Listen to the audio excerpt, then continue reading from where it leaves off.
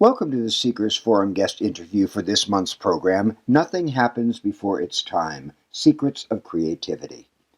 Our guest is Jane Hirshfield, the award-winning poet, essayist, and translator.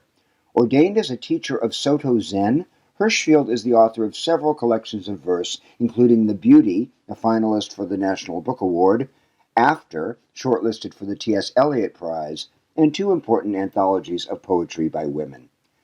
Inspired by both Eastern and Western traditions, Hirshfield brings a unique seeker's perspective to her work, and her trademark ability to marry philosophical meditation with domestic observation is entirely unique in both literary and spiritual circles. Hirshfield's work addresses the urgent immediacies of our time, from the political, ecological, and scientific to the metaphysical, personal, and passionate. In this enlightening conversation, we talked about the ups and downs of the seeker's path and how creativity is linked to spiritual practice throughout her oeuvre, including in her just published collection of poems, Ledger. I hope you enjoy our conversation. Welcome, Jane. It's so good to talk to you again. Hi, Mark. It's great to hear your voice. I love this new book, Ledger. It's extraordinary. I'm reading it now for the second time. And seeing all kinds of things that escape me in the first reading, which to me is the sign of really great poetry. Thank you. My pleasure. So I'd like to begin by talking about the idea of ripeness. I'm interested in the idea of ripeness and how nothing happens before its time, either in spiritual life or in art. Can you talk a little bit about gestation and ripeness in creative life? I love that. Thank you. I completely agree with you, and of course with Shakespeare, who said ripeness is all. I think we cannot get ahead of ourselves or ahead of our age or ahead of the actuality of our own lives. And for me, this present moment and its full expression is, in one sense, a definition of ripeness. And yet we know that for fruits, for vegetables, for the world of the biosphere, there are moments when the sweetness and the fragrance of things can step fully forward. And that can't be hurried. It's one of the great instructions of the natural world is things will come into their own time at exactly the right time. And so for me, I have a writing process where I don't, in fact, set advanced tasks for myself when it comes to poetry.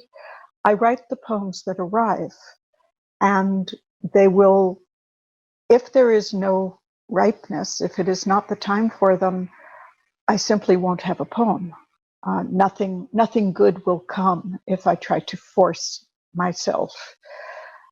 And this book was very much for me a kind of surprise of ripeness, because I didn't know ahead of time who I would be becoming because of the events of our time, because of the wind and soil and weathers of our age. I became a different poet over the time that I was writing these poems. Yes. And we're going to get into that more when we talk about the book directly. I'd just like to ask you a couple more questions around gestation, creativity. We live in a meritocratic culture where folks are always trying to leap. We're always trying to get ahead. We're always in this push mode. And yet we lose track of our own steps. What would you say as a teacher, as a seeker, about when to be patient and when to be bold? What are those two different experiences? I suppose I would urge a student to understand that patience, in fact, is a kind of boldness, that it takes courage to wait, that it takes courage to abide in the gifts of silence, of unknowing, of not doing. This is one of the practices of Zen, of course, is, do not doing is a shallow expression of a deep experience. And I think it is from my sense that silence and fallowness are a greatest friends to a writer, to a practitioner, that a great deal of my own sense of practice, of the road of practice, emerges. You can't fall over your own feet if you're sitting on the zafu, on the meditation cushion. And all my early training as a writer, as a human being, came from the years when, instead of going off to graduate school, I went off to a Zen monastery and sat down for a very long time and found the gifts of that patience. But it takes great courage, especially, as you say, in this culture where much more now than 40 years ago when I was a practicing formal monk, our culture is insisting on demonstration, on activity, on a kind of frenetic visibility, and the deep taproot value of simple being, of trusting existence and what might come forth from existence, is not much spoken of and not much advocated out in the broad celebrity striving culture. But I think within the community of practitioners, it is still valued, trusted, advocated, practiced, lived. Mm-hmm, mm-hmm. And more generally, how can people work with anxiety in those moments of fallowness, those moments of silence, which you see as friends and allies because you've been doing this for so long? But for folks who are trying to manifest things in their life, who are trying to sort of push the river, how can they work with the anxiety over not feeling creative, either artistically or in life? I think that anxiety and embarrassment are the two most intolerable of human emotions Mm. because they don't lend themselves very well to any immediate allayance. You have to gently suffer them. And this suffering is part of, I suppose, why I was saying that in order to sit in non doing, that in itself is a practice of boldness. My own way of working with this was something quite a long time ago. I began to understand my emotions a little differently, which was to see them as both weather and information. Mm. And the thing about weather is weather changes. And that's very hard to remember when you are in the throes of these terribly difficult emotions.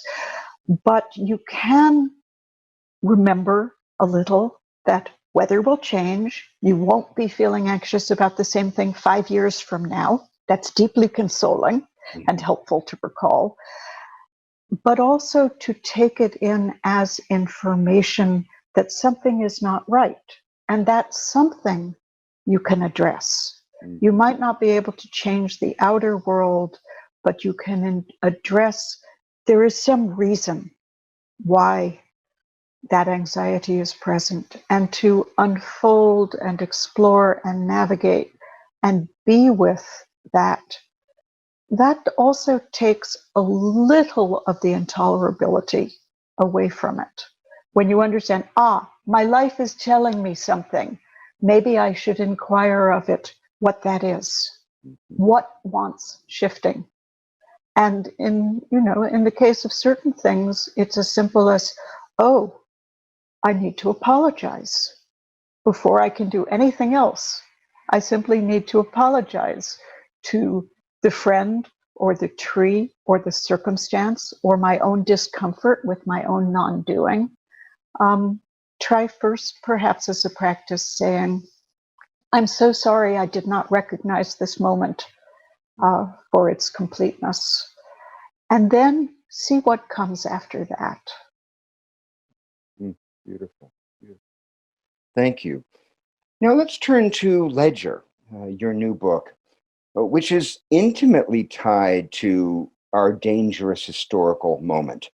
It's been called a pivotal book of personal, ecological, and political reckoning. And it begins with a poem called Let Them Not Say that I'd love to hear you read if you would be willing to share that with us. I'd be glad to. Let them not say.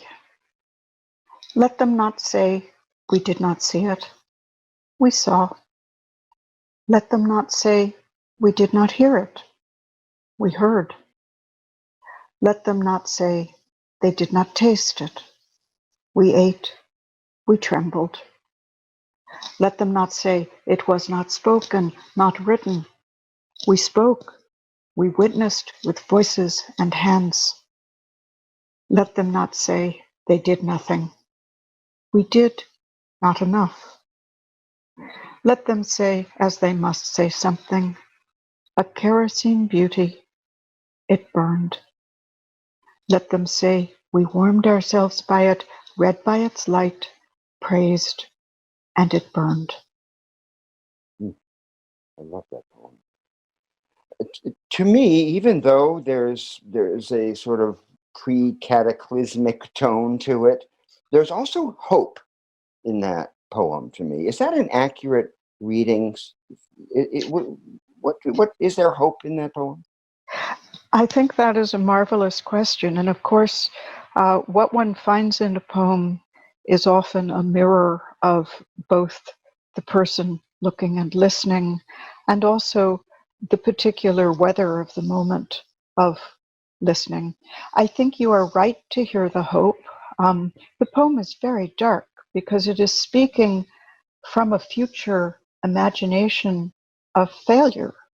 And it's a dark poem, but the repetition of let them not say, the hope resides in that. Because what the poem is saying is, this does not have to be the future.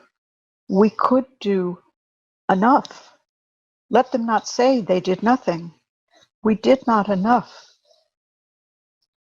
That is the line that you are supposed to not take 100% at its own value. It is the line that insists, it is time to do more, and avoid the prediction of this poem of a world that has burned. That's what I heard in it. I'm glad. I'm very glad. Completely off. I don't want this book to cast its readers into despair, because despair is a prescription for inaction. I want this book to be a bell that summons the fire truck to the fire. Exactly. In another piece, there's a line that I absolutely loved. It's, if the unbearable were not weightless, we might yet buckle under the grief of what hasn't changed yet. If the unbearable were not weightless, we might yet buckle under the grief of what hasn't changed yet. What do you mean by weightless in this context? I mean that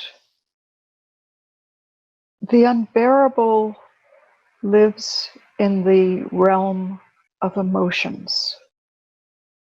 And emotions are not concrete. They are flickering presences within us in some dimension that can't be put on a scale. But of course, the line, you're very good at catching lines that have multiple dimensions of reading to them. Partly what it is saying is we should be buckling under the grief of what hasn't changed yet. We should be. I mean, the poem is talking about a lot of things. That's a long poem with many steps on its staircase. It talks about evolution and geology and terrorism and the Syrian civil war, and talks about the International Space Station traveling over our heads, and it talks about the fishes, which are, although this isn't named in the poem, swimming at the time I wrote it in waters that were killing them from toxic releases. from a time of storm and flood.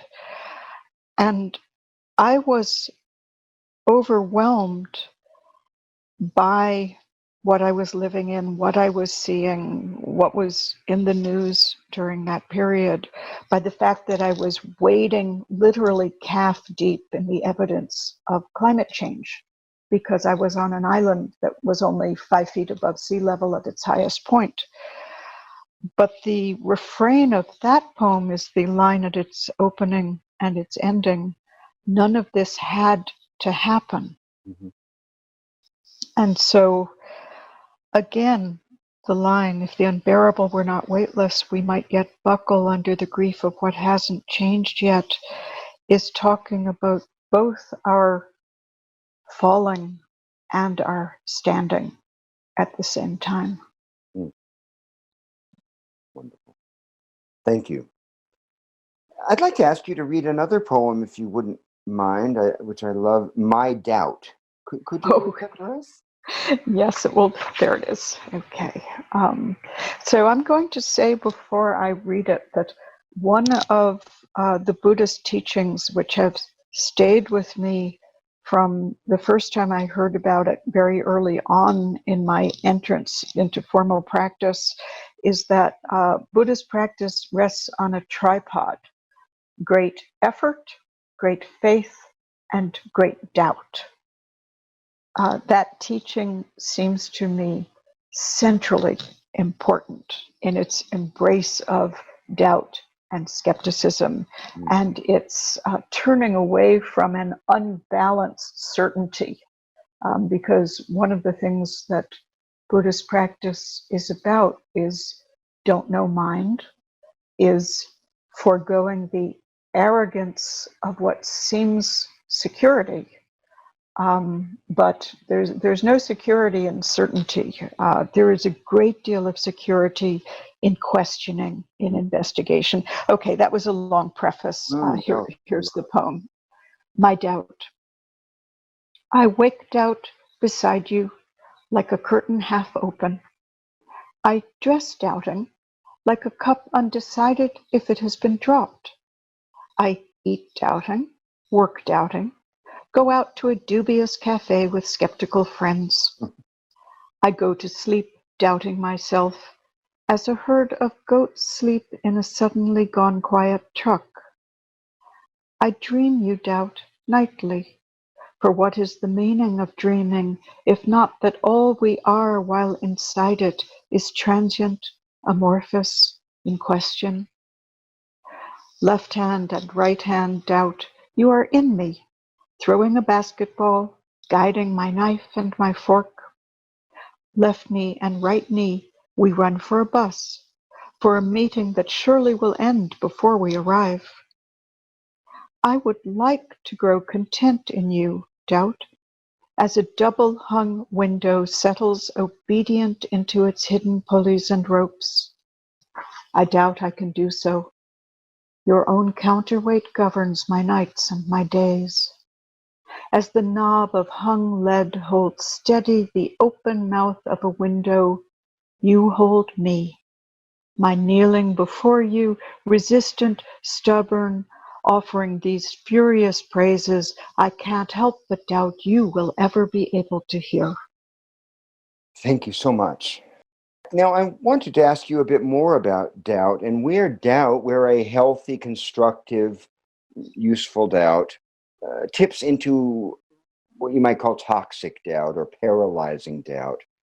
How can practitioners as well as creators find that tipping point and not allow cynicism or skepticism to strip them of hope, of inspiration, of vision?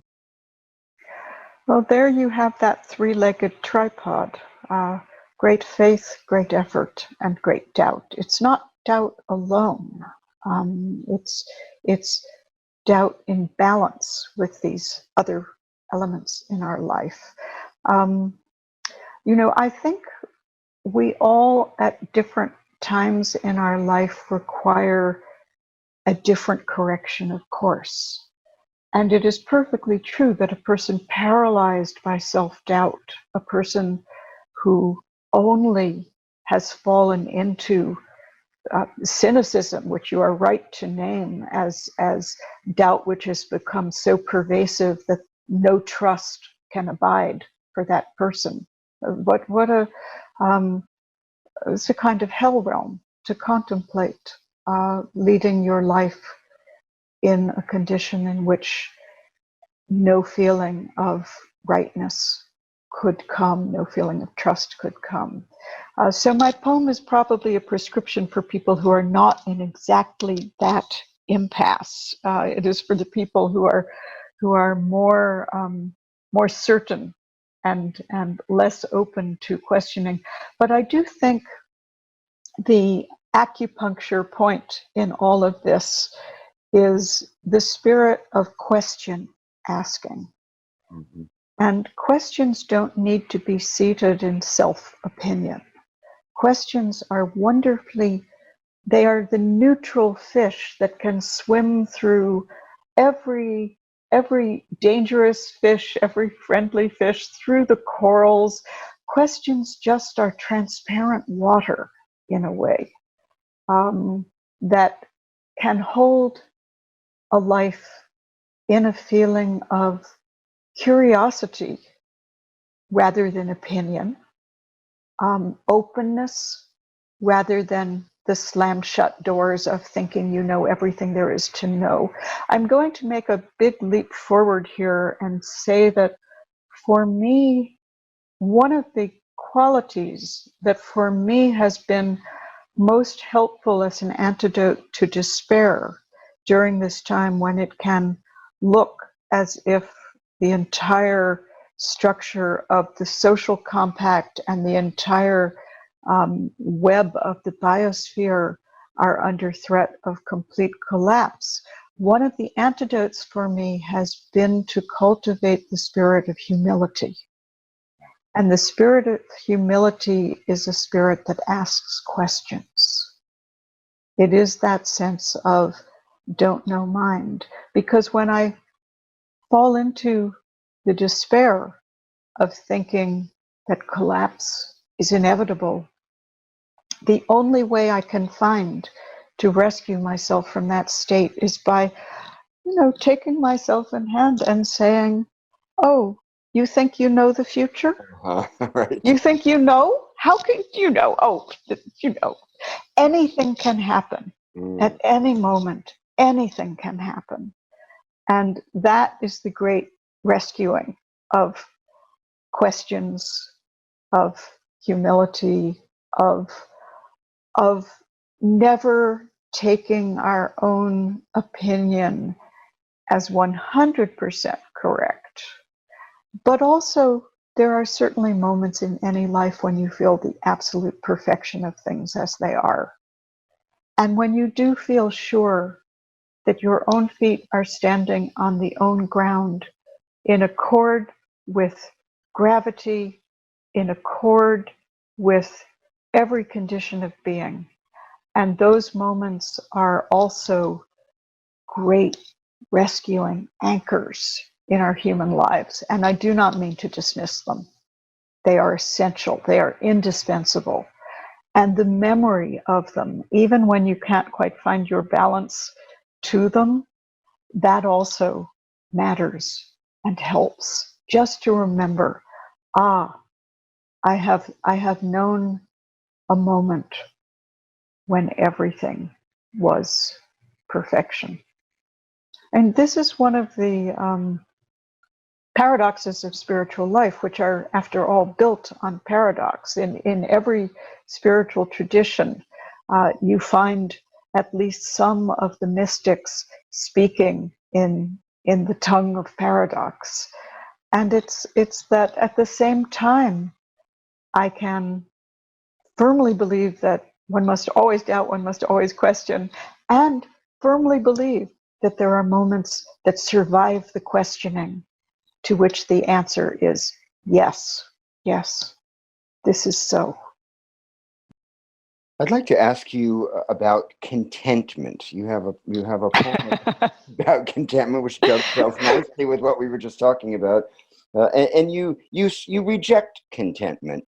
since, as you put it, into it, certain inexperienced saints have been seen to vanish in a burst of somewhat cloudy light.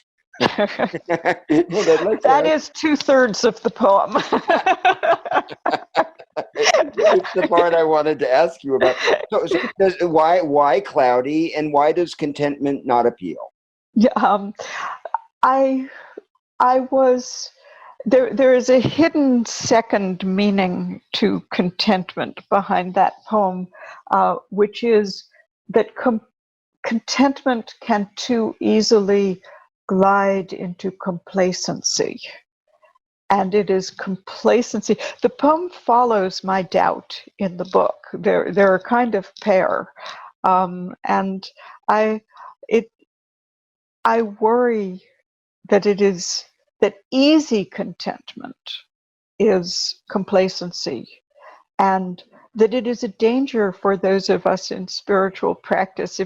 We have seen it, forgive me, in so many of the Buddhist teachers whose conduct has come under correct questioning over the decades that Buddhism has been in this country. Those teachers are pretty sure they know something. They're pretty content with their own practice, and look what happened. So this is, I was happy when the phrase inexperienced saints came to me, and somewhat cloudy light, because again, it's simply not questioning one's own experience quite enough. There is an uncloudy light, but easy contentment, that's not there yet. Have I kind of addressed the question? Yeah. It makes total sense. Absolutely. And just one last question, Jane, on a personal note. What are the things that give you joy in your life today? Today, talking with you, I was introduced to a phrase. I went to Australia, which, as we know, as we speak, I don't know by the time this airs, but as we're having this conversation, the southeast quadrant of Australia is completely on fire. And as someone who lives in California and has lived near to some of the firestorms here, and who once fought a forest fire in the wilderness, Really? my heart is with the people and the animals and the entire ecosystems which are under these flames, caused by us, caused by climate change in part. I'm sorry, I completely lost track thinking about that. What gives me joy? Okay, a phrase I learned when I went to Australia 2 summers ago was, this is an exclamation of general happiness in Australia. The phrase, "You beauty." It's not necessarily addressed to a person, although it can be, but it's just a general exclamation of happiness. You beauty. After I learned it, I took up the practice of every morning when I open my eyes, and here is the world exclaiming, "You beauty." I love that. It's a good way to start the day. That's a great way to start the day. Well, Jane, thank you so much for taking the time. It's wonderful to talk to you, and I encourage everyone to get a copy of Ledger. It's an extraordinary book, and Jane Hirshfield is one of my favorite poets. So thanks for being with us. I enjoyed every moment of speaking with you, Mark, and I thank you for all the work you are doing to help all beings in this world. Thanks, my dear. Talk to you soon. Okay, bye-bye. Bye-bye.